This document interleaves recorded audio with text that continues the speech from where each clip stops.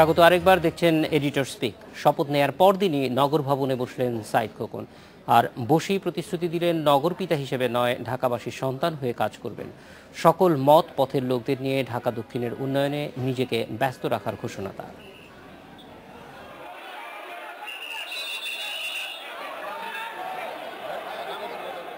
পুরান ঢাকার ঐতিহ্যবাহী বাহন ঘোড়ার গাড়িতেই অফিসে আসলেন তিনি। দক্ষিণের সুবিশাল নগর ভবনের চত্বরে তাকে ফুল দিয়ে বরণ করে নেয় সেখানকার কর্মকর্তা কর্মচারীরা।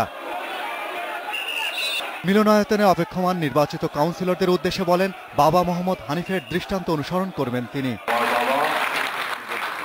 আপনাদের ভোটে নির্বাচিত হয়ে নিজেকে উৎসর্গ করে গেছেন, সুখে দুঃখে নিজেকে উৎসর্গ করে গেছেন। ইনশাআল্লাহ আজকের এই প্রথম দিনে আমি কথা দিচ্ছি, আমি নির্বাচিত হয়ে এসেছি, আপনাদের সুখে দুঃখে ইনশাআল্লাহ আমি আমার নিজেকে উৎসর্গ করব। এ সময় তিনি আরো বলেন, তার দায়িত্ব থাকাকালীন সময়ে নগর ভবন হবে সেবা ভবন। একটা নিরাপদ নগর গড়ে তোলারও প্রতিশ্রুতি তার কণ্ঠে। রাজনীতিতে দল থাকবে, মত থাকবে, মতের পার্থক্য থাকবে, খুব স্বাভাবিক,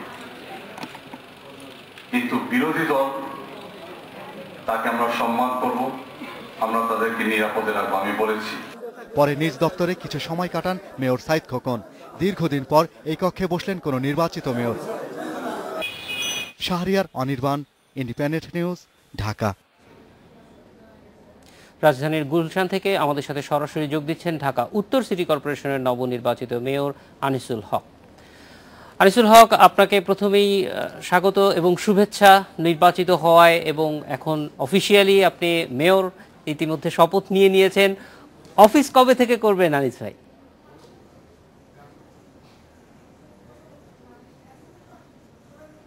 অফিস তো গতকাল করে ফেলেছি, কয়েক ঘন্টা সব সিনিয়র এক্সিকিউটিভের সঙ্গে ঘন্টা 2-3 কথা বলেছি, বোঝার চেষ্টা করেছি যতটুকু সম্ভব।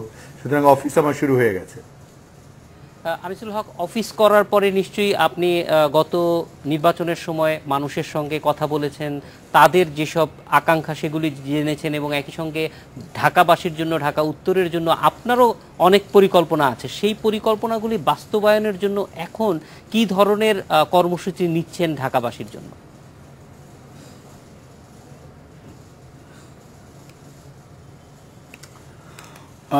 আসলে কাজ তো ফর্মালি যেটা বলা অফিস সেটা করেছি। আমার প্রাথমিক দায়িত্ব ছিল যে ঢাকা নর্থ সিটি কর্পোরেশন যারা পরিচালনা করেন, যারা সিনিয়র এক্সিকিউটিভস, তাদের সঙ্গে কথা বলা। আমি তাদের সঙ্গে কথা বলেছি, যেটা বলে যে মতবিনিময় করা প্রথম দিনের, এবং আমি তাদের কাছে অনুরোধ জানিয়েছি যে আমাদের, বিশেষ করে আমারও, যে অনেক কমিটমেন্ট আছে একজন নির্বাচিত প্রতিনিধি হিসেবে, এবং আমি ইশতেহারে অনেক কথা, অনেক প্রতিশ্রুতি দিয়েছি যে ঢাকা নর্থের মেয়র হিসেবে আমি এগুলো পালন করব, প্রতিপালন করব, কার্যকরী করব। তো সেটি তাদেরকে বোঝানো আমার প্রয়োজন ছিল যে এ তো মেয়র একা কাজ করে না, মেয়র কাজ করে তার অফিস নিয়ে, তার এক্সিকিউটিভদের নিয়ে। সুতরাং তাদের সঙ্গে আমি সেই আমার কমিটমেন্টের কথা বলেছি। তাছাড়া তাদেরকে এও বলেছি যে আমাদের এই প্রতিষ্ঠানটির খুব সুনাম নেই বাইরে, ওই যে বলে পারসেপশন, সেটিও খুব ভালো নয়। সুতরাং আমরা সবাই মিলে টিম হিসেবে কাজ করব, আমাদের ইশতেহার মাফিক আমাদের এই দেয়া কথাগুলোকে আমরা ফলে নিয়ে আসব। তো কিভাবে করব সেটি আমরা স্বল্পমেয়াদী, দীর্ঘমেয়াদী এবং মধ্যমেয়াদী পরিকল্পনা সবার সঙ্গে আলোচনা করেই করব।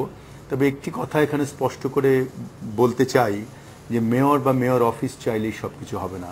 এর সঙ্গে আমরা যারা ঢাকায় থাকি, বিশেষ করে উত্তর ঢাকার যারা অধিবাসী, তাদের একেবারে সক্রিয় না হোক, তাদের সহযোগিতা এবং কমিউনিকেট করা বিটুইন মেয়র্স অফিস এবং সাধারণ জনসাধারণের মধ্যে, এটি খুব প্রয়োজন। এবং তখন আমার মনে হয় যে আমরা অনেক কাজ করতে পারবো। আমরা যে কাজগুলো জন্য আমরা প্রতিশ্রুতি দিয়েছি, আশা করি আমরা বেশ কিছু কাজ ইনশাল্লাহ করব। এবং তার প্ল্যান তো এই মুহূর্তে এত লম্বা করে প্ল্যান বলা সম্ভব না, চেষ্টা করব আমরা। তবে এই পরিকল্পনার মধ্যে ঢাকাবাসীর জন্য ভিন্ন কিছু আপনি ভেবেছেন কিনা, যেটা সত্যিকার অর্থে একটা আই ওপেনার হিসেবে আসতে পারে?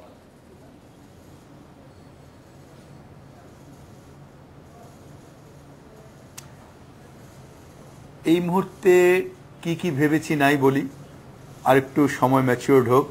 তবে আমরা মোটামুটিভাবে নিশ্চিত যে আমরা কিছু কাজ করব যেটি ঢাকা উত্তরের যারা বসবাস করছেন তাদের জন্যে অনেক বেশ একটু সুবিধা নিয়ে আসবে। আজকে আমরা যেগুলো সমস্যা দেখি, প্রতিদিনের যে সমস্যাগুলো আমরা দেখি, সেই সমস্যাগুলো আমরা চিহ্নিত করছি। বর্জ্যের সমস্যা, ময়লার সমস্যা, মশার সমস্যা, লাইটের সমস্যা, লেকের সমস্যা, পার্কের সমস্যা, এগুলো আমরা চিহ্নিত করছি। কিন্তু তার বাইরেও কিছু কাজ আমরা প্ল্যান করছি করার। চাইলে আমি বলতে পারবো, কিন্তু এই মুহূর্তে বলে নাই বলি এখন। ইনশাআল্লাহ আগামী দিনগুলোতে আপনারা আমাদের কাজের মাধ্যমে সেগুলো দেখতে পাবেন। আনিস ভাই, এটা একটু প্রিম্যাচিওর কোয়েশ্চেন হয়ে যায়, তারপরেও আপনি একটা দীর্ঘ সময় কর্পোরেট সেক্টরের সফল মানুষ, সরকারে কাজ করতে ক্ষেত্রে এই যে ফার্স্ট ইমপ্রেশনটা কেমন ছিল আপনি যখন আপনার টিমের সঙ্গে বসলেন? কোনো ডিফারেন্স কি চোখে পড়েছে?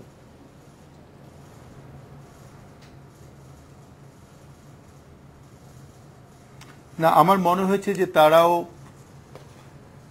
কাজ করতে চান আসলে, এবং তারাও বোঝেন যে এই অর্গানাইজেশনটির যে পারসেপশন, এটাকে চেঞ্জ করা প্রয়োজন। যার সঙ্গে কথা বলেছি আমি প্রত্যেককে বলেছি যে আপনাদের একটি জায়গা পর্যন্ত আপনাদের মানে আমরা আসেন, আমরা আইনের মাধ্যমে কাজ করি, যতটুকু আইনের ভেতরে আমরা যেন আইন না ভাঙি। তারপরেও যেহেতু অনেক রকমের ইনফ্লুয়েন্স হয় বলে শুনেছি, কতটুকু হবে তা জানি না। আমি ওনাদের আশ্বস্ত করেছি যে আপনারা আপনাদের যতটুকু সম্ভব করেন, না পারলে তারপরে দায়িত্ব আমার, এবং মেয়র হিসেবে, তাদের গার্জিয়ান হিসেবে সে দায়িত্ব আমি পালন করব। তাঁদেরও একটি শক্তি পাওয়া উচিত যে তারা যেন নিশ্চিন্তে কাজ করতে পারেন, নির্বিঘ্নে কাজ করতে পারেন, এবং সেই দায়িত্ব আমারও নেওয়া উচিত এই কর্পোরেশনের মেয়র হিসেবে। সেই দায়িত্বটি আমি নিতে চাই, সেই শক্তিটি বলেছি আমি তাদের পাশে দাঁড়াবো, ফ্যামিলির মতো কাজ করব। এবং আমরা যদি সত্যি ভালো কাজ করি, আমার নিশ্চিত যে জনসাধারণ এটা অ্যাপ্রিসিয়েট করবে, এবং অ্যাপ্রিসিয়েট করলে কাজ আরও ভালো হবে। আমরা কমিটেড, এটুকু বলতে পারি, চেষ্টা করবো ইনশাআল্লাহ। আনিসুল হক, আমরা আপনার নির্বাচনী প্রচারণার সময়ও দেখেছি অনেক মানুষ আপনার সঙ্গে কথা বলেছে, আপনার সঙ্গে তাদের অনুভূতির কথা জানিয়েছে। এখন যখন আপনি দায়িত্বে এসেছেন, তখন সেই মানুষগুলির কাছ থেকে কি ধরনের সমর্থন অথবা কিভাবে তাদেরকে পাশে চান আপনি?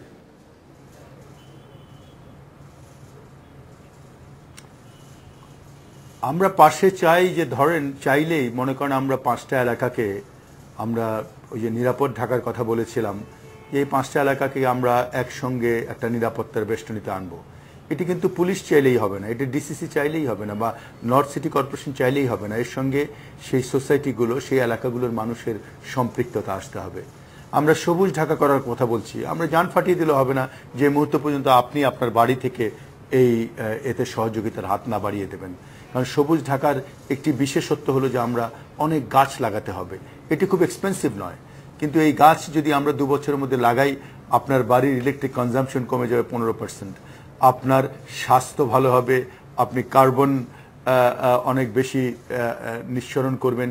এই যে সুবিধাগুলো, এটি কিন্তু আমরা বললাম আর হয়ে গেল তা না। এর সঙ্গে সম্পূর্ণ সহযোগিতা প্রয়োজন এলাকার যে মানুষ আছেন, অধিবাসী আছেন তাদের। আমরা বলছি যে বিভিন্ন এলাকায় কনস্ট্রাকশন করব, সে এলাকার কনস্ট্রাকশনের সমস্ত দায়িত্ব ডিসিসি তো নিশ্চয়ই, কিন্তু তার সঙ্গে এলাকাবাসী যদি মানে সহযোগিতা করেন, অথবা লেক পরিষ্কারের ব্যাপার, ভালো রাখার ব্যাপার, এগুলো যদি অধিবাসী যারা আছেন, নাগরিক যারা আছেন, তারা যদি সহযোগিতা করেন, কাজ অনেক সহজ হয়। বাড়ির সামনের ময়লাই দেখুন না, এটি ডিসিসি চাইলেই পরিষ্কার হয়ে যাবে। এর সঙ্গে যিনি থাকেন তাকেও অনেক সহযোগিতা করতে হবে। সুতরাং এই পরস্পরের হাত ধরা কিন্তু একটি বড় প্রতিপাদ্য বিষয় হয়ে দাঁড়াবে বলে আমার মনে হয়। এবং আমি নিশ্চিত যে ঢাকায় যারা অধিবাসী আছেন, সবাই মিলে আমরা চাই একটু ভালো ঢাকাকে গড়ে তোলার। এবং আমার উপর সম্মানিত প্রধানমন্ত্রী এই দায়িত্ব অর্পণ করেছেন। উনি আউট অফ দ্য ওয়েতে যে উনি এবং ওনার দল যে সাপোর্ট করেছেন, আজকে মেয়র হয়েছি।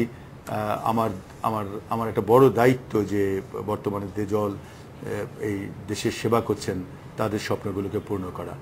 আমি সে কাজ করব আমাদের টিম নিয়ে। আনিসুল হক, আরেকটি জিনিস জানতে চাই যে ঢাকায় বিশেষ করে আপনার যে মেয়র অঞ্চল বা দুটি অঞ্চলেই কাজের ক্ষেত্রে অনেক কমপ্লেক্স আছে, কারণ এখানে সরকারের অনেকগুলি এজেন্সি কাজ করে, ফলে তাদের মধ্যে সমন্বয়ের প্রশ্নটি বিভিন্ন সময়ই এসেছে। এই বিষয়টি কিভাবে আসলে সমন্বয় করা সম্ভব, সেক্ষেত্রে ঢাকা সিটি কর্পোরেশনের কোনো ধরনের উদ্যোগ বা চেষ্টা সুযোগ আছে কিনা?